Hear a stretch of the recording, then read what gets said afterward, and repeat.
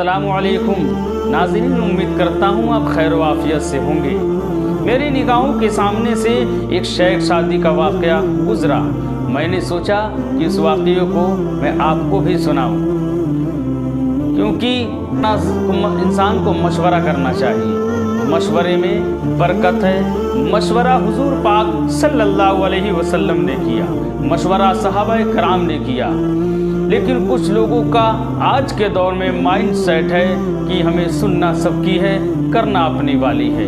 यानी कोई भी काम शुरू करने से पहले अपनी मर्जी से जो दिल करे वो करना शुरू कर देते हैं।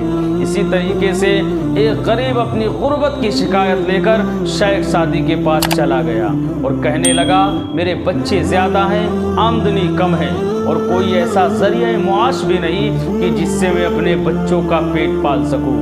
मुझ में अब फाक़े की हिम्मत नहीं रही।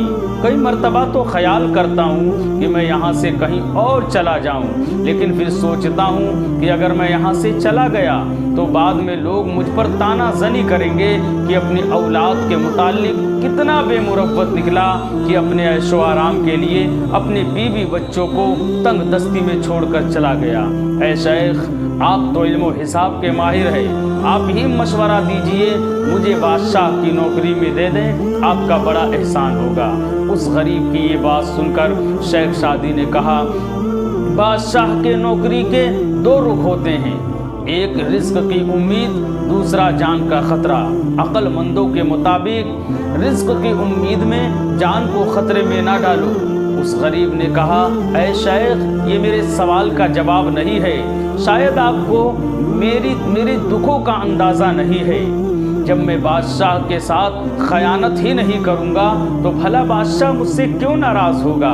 ये बात सुनकर शेख सादी ने उस गरीब को एक लोमड़ी का किस्सा सुनाया। कहा कि एक भागती लोमड़ी को देखकर लोगों ने पूछा कि तुझ पर कौन सी मुसीबत आन पड़ी है, तू क्यों इतना जोर जोर से भाग रही है। उस लोमड़ी ने कहा, सुना है कि शेर को बेकार में पकड़ रहे हैं। तो लोगों ने कहा कि शेर से तेरा क्या नाता है। तो उस लोमड़ी ने कहा, चुप रहो, अगर नफरत बाजों ने कह दिया, नफरत करने वालों ने बोल दिया कि ये शेर का बच्चा है तो मेरा क्या बनेगा, मुझे कौन छुड़ाएगा। शेख सादी कहते हैं, ऐ दोस्त, बेशक तू दयानतदारी के साथ काम करेगा, मगर उन नफरतबाजों का क्या, उन हासिदों का क्या जो तेरी झूठी शिकायत बादशाह के सामने कर देंगे और तेरे हक में कोई बोलने वाला भी नहीं होगा। लिहाजा तेरे लिए बेहतर यही है कि तू रूखी सूखी खा और अपना गुजारा कर। शेख सादी की ये बात सुनकर वो गुस्से में आ गया। जैसे आज के दौर में भी अगर कोई साहिबे इल्म किसी को अच्छी बात बताए तो वो आग बबूला हो जाता है। फिर क्या हुआ, शेख सादी ने उसको बादशाह की नौकरी में दे दिया। बादशाह की नौकरी करता रहा। कुछ अरसा गुजरा, वो अपनी मेहनत और काबिलियत के बदौलत एक बहुत बड़ा अफसर बन गया। और फिर एक वक्त ऐसा भी आया कि वो बादशाह के ख़ास मुकर्रब बंदों में शामिल हो गया।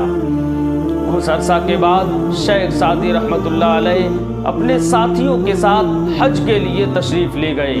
हज से फारिग होने के बाद, हज की सआदत हासिल करने के बाद जब शेख सादी वापस लौटे तो क्या देखते हैं कि वही शख्स एक फटे पुराने कपड़ों में था। शेख सादी ने देख के हैरत का इजहार किया और पूछा, तेरे साथ क्या हुआ। उस गरीब ने कहा, ऐ शेख, आपकी कही बात सच साबित हुई। हासिदों ने मुझ पर खयानत का इल्ज़ाम लगाया और बादशाह ने सही से छानबीन भी नहीं की। मेरे साथी सच बोलने से डरते थे, वो चुप रहे, कोई बोलने को तैयार नहीं हुआ। मेरे तमाम पुराने मामलात को नज़रअंदाज कर दिया गया। बड़े आदमी के तारीफ के लिए लोग हाथ बांध लेते हैं, मगर अगर उसी बड़े आदमी को ज़माना गिरा दे तो लोग पैरों तले रोंद देते हैं। शेख सादी ने कहा, तूने मेरा मशवरा नहीं माना। मैंने तुझसे कहा नहीं था कि बादशाह की नौकरी एक दरिया में रहने के मुतरादिफ है। इंसान के मन में लालच है, हर चीज़ पाने की इच्छा रखता है, मगर को वही मिलता है जो उसकी किस्मत में लिखा होता है।